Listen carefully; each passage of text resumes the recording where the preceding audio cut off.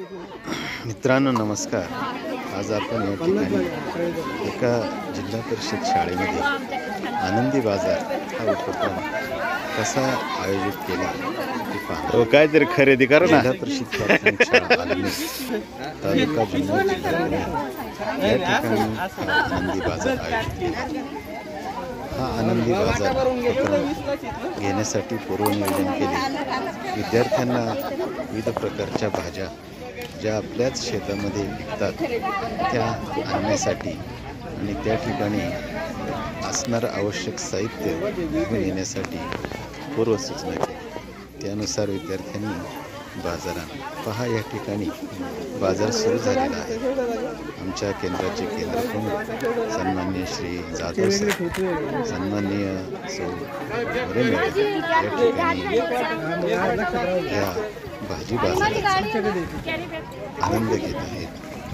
स्वतः खरेदी करून विद्यार्थ्यांचा आनंद या ठिकाणी द्विगुणित केला जातो। विद्यार्थी एका रांगेत व्यवस्थित बसलेले आहेत। विद्यार्थ्यांना नफा तोटा काय असतो, खरेदी विक्री कशी होते, त्या ठिकाणी कोणत्या प्रकारचे संवाद चालतात याचं एक प्रकारे बाळकडूच या ठिकाणी मिळत आहे। विद्यार्थ्यांना आपल्या भविष्यामध्ये हा उपक्रम कायमस्वरूपी लक्षात राहील। बाजार ज्या ठिकाणी देवघेव चालते, वस्तूच्या बदल्यात पैसे दिले जाते, खरेदी विक्री केली जाते आणि या खरेदी विक्रीमधून काही आर्थिक उलाढाल होत असते।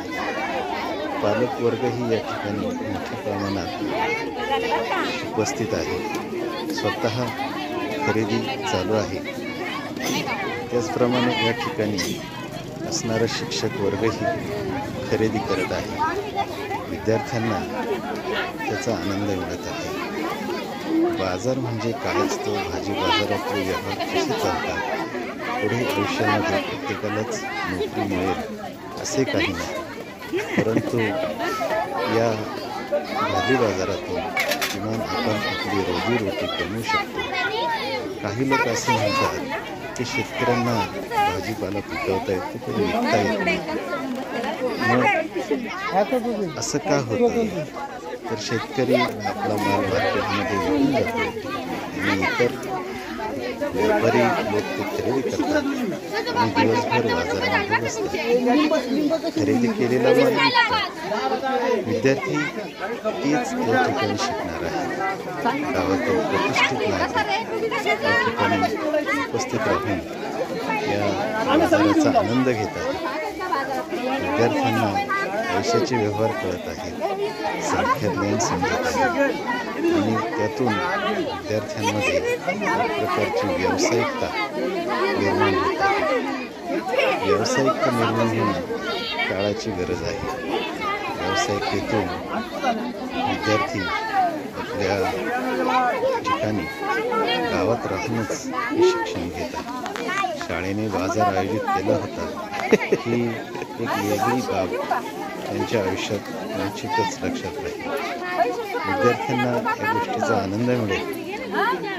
या आनंदाबरोबर त्यांचे शिक्षण होईल। आनंददायी शिक्षण असावे असे आपण म्हणत असतो। या ठिकाणी बरी प्रत्यक्षात आणले आहे। दर शनिवारी आनंददायी शनिवार हा उपक्रम राबवला जातो। आज या शाळेने या ठिकाणी भाजी बाजार आनंदी बाजार आयोजित केलेला आहे। या ठिकाणी पहा एक मुलगी आहे, तिची आजी आहे आणि त्या आजीकडून त्या मुलीला स्टॉल कसा मांडावा याचं शिक्षण मिळत आहे।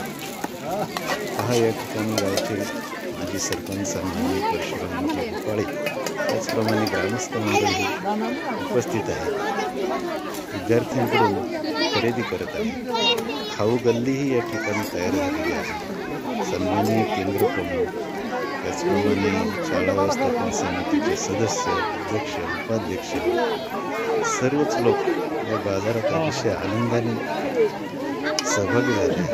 बाजाराचा आनंद तेही घेतात। असा आपल्या जीवनामध्ये आनंद निर्माण व्हावा असं प्रत्येकालाच वाटेल.